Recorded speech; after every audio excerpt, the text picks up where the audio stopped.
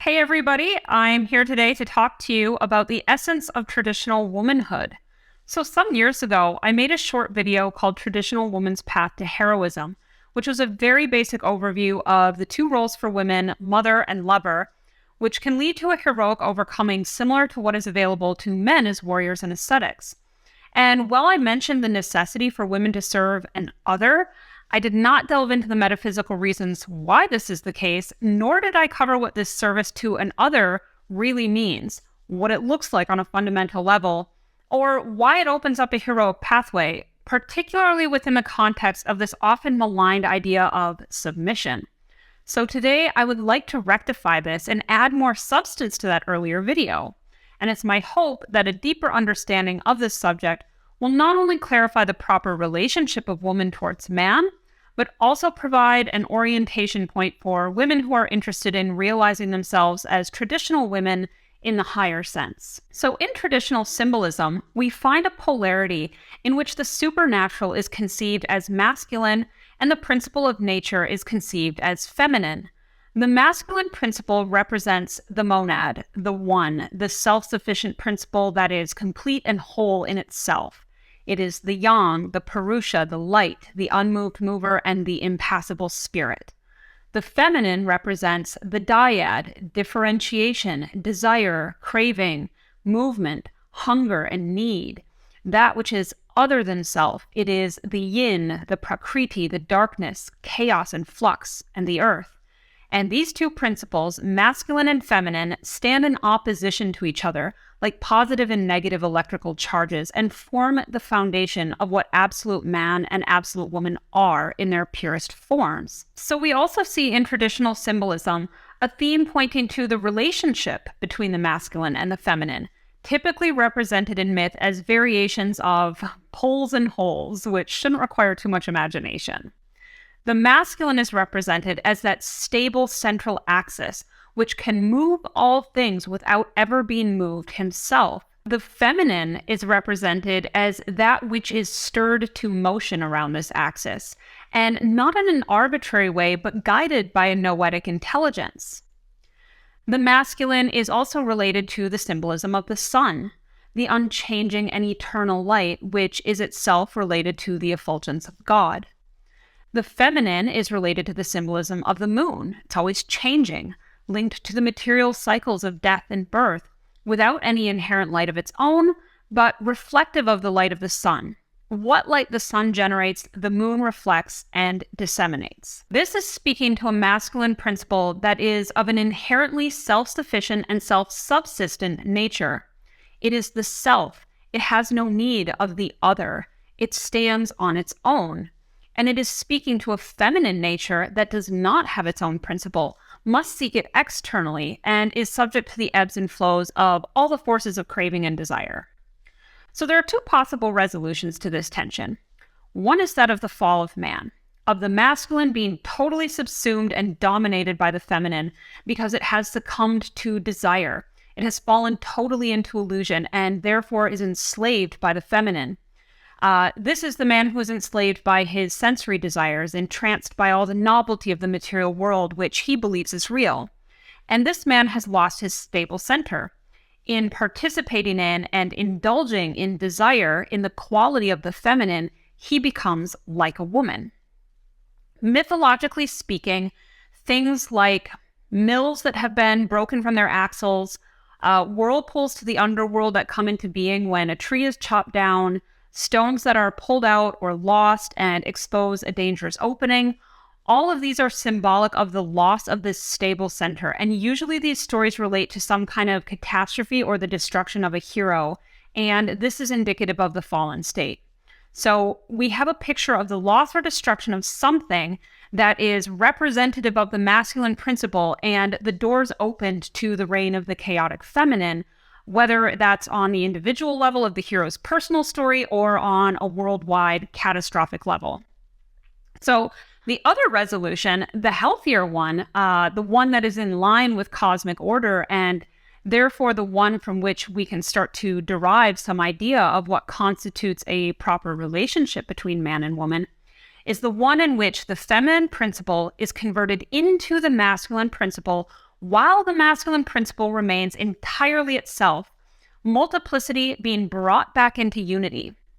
The masculine provides a limit to the restlessness of the feminine, and in so doing creates the possibility to transfigure all of the potentialities of the feminine.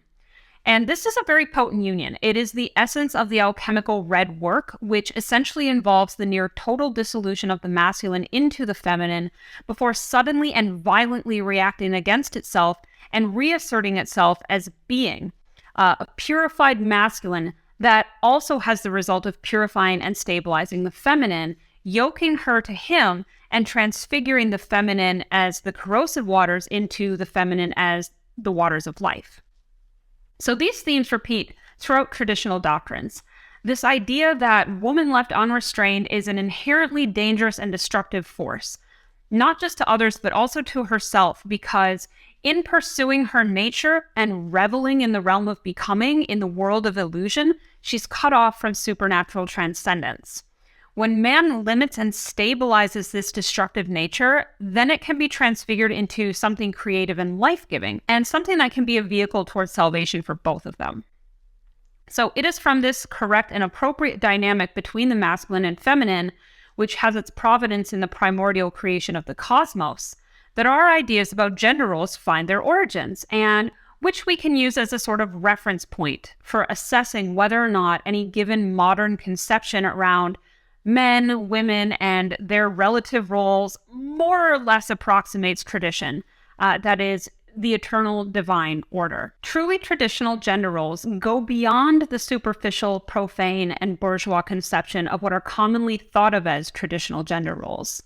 The profane conception of gender roles typically has as its defining features the idea that the man should be the main breadwinner and protector of his family, and the idea that the woman should not work outside the home, should focus on raising children and hopefully have many of them, possibly being also proficient in a number of gardening, cooking, and handicraft skills, and that she should be submissive to her husband. In some iterations of this, there's also sometimes an emphasis on female aesthetics that harken back to an earlier era, whether it's, 1950s fashion or cottagecore or what have you. So on the surface, most of these things seem pretty unobjectionable, and they are. There's nothing wrong with any of it per se, but it's not fundamentally traditional.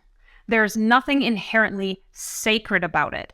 It's simply a lifestyle, one that may or may not be supportive of cultivating truly traditional gender roles. And you might assert that, well, of course these things are traditional because it's what everyone who ever came before us always did. And you would be right that up until very recently in history, this was how families were structured. You would be right to say that it is traditional in a historical context, meaning a custom or a way of life that has a very long history, the way things are always done. But that is not tradition in the sense that we use it on this channel, in the higher metaphysical sense of that which is intrinsically linked to the eternal world of forms. And it is this type of tradition that we will be using as a benchmark to evaluate gender roles, not what is merely historical custom, but what is rooted in the eternal. There is very little in the lifestyle that I've just described that relates back to the foundational principles of man as the stable axis, aside from perhaps providing stability of material resources, either in acquiring them for the family or protecting what has already been acquired through violence if necessary. And there's little understanding of the significance of this role beyond its practical utility, nor much discussion about man's role as a spiritual source of stability for his wife and family. There is also very little that relates to the concept of woman as that which submits and is transfigured through contact with that stability. There's a list of her material and biological duties, and in my interactions with a number of women who espouse traditional gender roles, I was disappointed but not surprised to find that almost none of them take the idea of submission seriously. This is really unfortunate because it's the one thing on that list that has the most potential for something that is actually traditional in a higher and more meaningful sense than all of the other banalities cited. The idea of feminine submission to the masculine is one that is deeply offensive to modern sensibilities, in which more or less everyone believes that women should be equal to men, and even to those who identify as trad, with many of them reluctant to believe this or put it into practice. Many of them outright deny that this is a virtue for women or give caveats or reduce it to a sexual fetish. Those who do take it seriously usually do so in a religious context and with varying degrees of success in comprehension and implementation. I have seen and heard of countless so-called traditional marriages in which the wife clearly wears the pants in the relationship and believes she has a right to dictate every aspect of how her husband spends his time and money, and the only thing allowed of him is to sigh, do all the chores she demands of him, and say, "Yes, dear," just to keep the peace. Often these women have married men that might be described as beta males, relatively reliable and dutiful providers, but with a weak masculine principle. This allows for the pretense of a traditional marriage. He's working, she's home raising the kids, but in actuality, he has been almost totally emasculated within the family by a wife who wants to be in charge. Many young women seem to be laboring under the delusion that it is traditional for a wife to dominate within the household. This is not traditional in the least, but is an actual Amazonian revolt against a masculine authority that has either abdicated or been shown to be unequal to the task. Paying lip service to submission is easy when you never allow your husband to make demands of you. Let's consider a passage from the laws of Manu. A girl, a young woman, or even an old woman should not do anything independently, even in her own house. In childhood, a woman should be under her father's control, in youth under her husband's, and when her husband is dead, under her son's. This passage clearly states that even within her own home, a woman is never supposed to be the one calling the shots. She may have certain responsibilities that are delegated to her, but she does not wield any authority. That right belongs exclusively to her paterfamilias. To try to take it for herself is a usurpation. To even speak to one's husband with the air of any authority over him would be like talking down to your king. An ancient Chinese text, the Niu Hian Shu, says that a woman should be in the house like a shadow and a mere echo. So why is this so important in a traditional context? The modern woman bristles at the thought of submission, obedience, or devotion to a man, to the idea of only being able to find meaning through the service of a man, because the modern woman has been taught that these things degrade her rather than elevate her. Even conservative or religious trad wives, by and large, do not seem to practice these things in any meaningful way and are often openly hostile to the idea. If the feminists had one victory, it was in convincing even the women who opposed their agenda to embrace the idea that woman can and should exist primarily for herself without any reference point to a man. In doing so, the pathway to transcendence for women is closed off. I've spoken before about heroism on this channel, that is, the pathway by which one can attain a spiritual awakening and liberation. For men, the pathway involves an absolute affirmation of his own inner principle. For women, the pathway is absolute dedication to a principle external to herself. If one walks the pathway appropriate to their biological sex with a pure heart, with detachment and equanimity, and in a spirit of service, as an offering or a gift, then one can overcome that which in them is merely human and profane, which allows one to participate in a communion with the divine. This is the reason for the traditional teachings regarding the submission of women to their husbands. It's not to do with some patriarchal conspiracy as the feminists would have us believe. It was to provide a pathway for spiritual realization to women. Men can follow a path of action. They represent the active principle. But women represent the passive principle, and so it is this principle that must be strengthened and perfected within woman. This is done through purging everything within herself that is masculine. What does that include? It means relinquishing totally and completely your will, your ego, your ambitions, and agendas. But why? Every person has within them a certain percentage of traits of the opposite gender. A man may be 80% masculine and 20% feminine, for example, or vice versa for a woman. The heroic pathways are meant to bring us as close as possible to the archetypes of absolute man who is 100% masculine and absolute woman who is 100% feminine. The heroic pathways for women, either as mother or as lover, both involve approaching the ideal of absolute woman, because in these relationships, Woman is called upon to subordinate her own existence to that of her husband or son. However, the current zeitgeist has women believing that in order to achieve success as a woman, she must do the opposite, that she must purge all within herself that is uniquely feminine and instead redefine herself with the qualities of man. And so what we end up seeing instead is a strengthening of the masculine within woman rather than the required attenuation. So we have a society full of women who have been raised on a steady diet of girl power and who believe that they must make it on their own terms, that it's shameful to rely on a man or to be subordinate to one.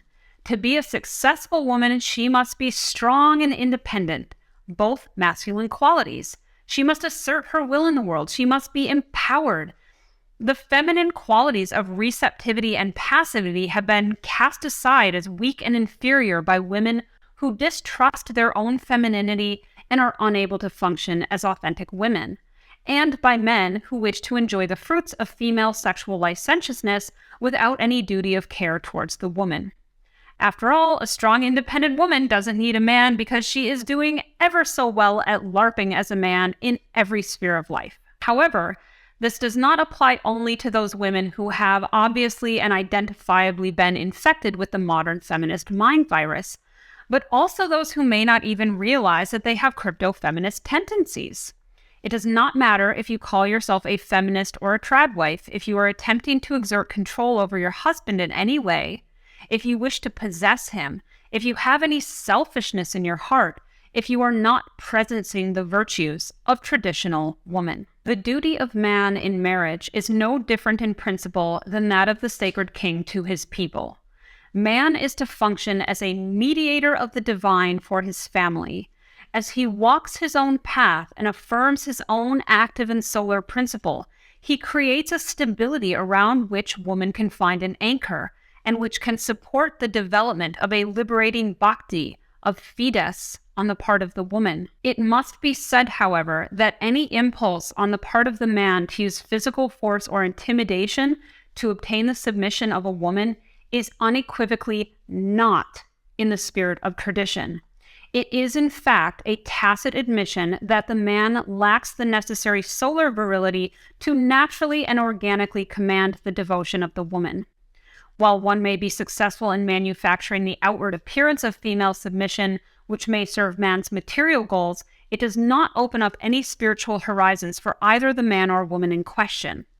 The quality of male heroism, his inner victory, is not merely an assertion of power and force, but the reduction of chaos to order, a transfiguration. The goal is not to crush the woman's spirit and turn her into a doormat, but to vivify her spirit and integrate it with his. Thus, the stronger the man's active principle, the more it inspires the devotion of woman and entices her to give herself freely to him and creates the conditions for an ontological change in her nature. How a woman serves a man is similar to the manner in which a man would serve a sacred king. A man may still serve a severe or brutal king out of duty, but will resent him. Whereas if the king inspires his men with a higher vision, then a man will want to dedicate his sword to that king and fight beside him. He recognizes that the sacred king is superior to him and worthy of his service. Likewise, a woman is willing to extinguish her Amazonian flame for the man she respects, admires, trusts, and recognizes as superior to herself. This is why submission cannot be achieved through brutality or intimidation without regard for the impact on the inner quality of the woman. It must be achieved on a superior plane. The essence of Bhakti, of this active dedication, consists of a pure, indifferent action coupled with a selfless attitude. Devotion to one's husband that is motivated by passion and love is certainly enjoyable, but ultimately ordinary. The liberating quality and the potential for a supernatural realization only comes into play when this devotion is not contingent on any reciprocity from the man, nor driven by sentimental attachments. It needs to be a devotion that can stand on its own 2 feet, without reference to anything external to it like a feeling of love, in order to take on that higher transcendent quality. This is the pure, indifferent action, when bhakti is practiced no matter what one's husband does or does not do, when it is practiced out of a sense of sacred duty of one's dharma as a woman. This is essentially the same message that Krishna gives to Arjuna in the Bhagavad Gita about doing his duty as a warrior. In fulfilling her dharma, a woman lives most in harmony with the divine order and narrows the gap between herself and God. A love that sets conditions or requires reciprocity from the man or demands his devotion to her in return was considered traditionally to be an inferior kind of love because it's a selfish love and a love that will ultimately neuter the man if he gives in to it. Men cannot know love in this way without compromising their masculine principle. They then lose that quality of inner self-sufficiency upon which women find stability. Julius Evola says, "As far as the woman is concerned, there is true greatness in her when she is capable of giving without asking for anything in return, when she is like a flame feeding itself, when she loves even more as the object of her love does not commit himself, does not open himself up, and even creates some distance. And finally, when the man is not perceived by her as a mere husband or lover, but as her lord." There is an ascetic and sacred quality to this because this kind of complete and impersonal giving up herself is what allows her to be fully possessed. And in so doing, she overcomes all of her all too human nature. Why? Because woman belongs to man. Man does not belong to woman. And in wanting to possess man for herself, she corrupts her own offering. She falls victim to the pride of ego, which is what every heroic pathway is in part trying to overcome. So a total surrender is necessary in order to spark that ontological shift in woman that allows her to experience higher possibilities. In this sense, man almost becomes just a tool she uses as a means to a higher end. This is why an absolute and total bhakti on the part of woman is heroic. Not out of any sense of pathos and glorification of self-sacrifice for its own sake, the kind of which produces an egoic martyr complex, but because in cultivating an active dedication that can stand on its own and persist regardless of anything external to it, regardless of how her husband treats her or whether or not they are in love or any other such considerations, but simply because it is her sacred duty to do it, and so she carries it out. And in order to do that, she must cultivate the qualities of detachment and equanimity, relinquishing her desires, her ego, all of the aspects of becoming within her, and this paves the way for her transfiguration. There is an overcoming, a purification, and an inner holy war that takes place. The laws of Manu also state a virtuous wife should constantly serve her husband like a god, even if he behaves badly, freely indulges his lust, and is devoid of any good qualities. This is where the impersonal aspect comes into play. When bhakti is not dependent on love and reciprocity from her husband, there can still be the possibility of a higher opening for woman in spite of any failures on the part of her husband. It is a dedication to the principle he is standing in for, rather than to the individual person. Of course, one could raise the objection that it is ridiculous to expect a woman to demonstrate fides to a man who mistreats her. This is a very modern objection, but one worth considering seriously because we are, after all, modern people living in a modern society in a modern age. First of all, this passage should in no way be construed as absolving man of his responsibilities. It's easy to think a man can do whatever he wants and she still has to be devoted to him, and use that as a license for abandoning his own duties to his wife and family. That is a great sin for a man. Secondly, a woman in a traditional society would have been raised with these values and with a spiritual praxis to support their development. There would have already been a certain predisposition for this before she would marry.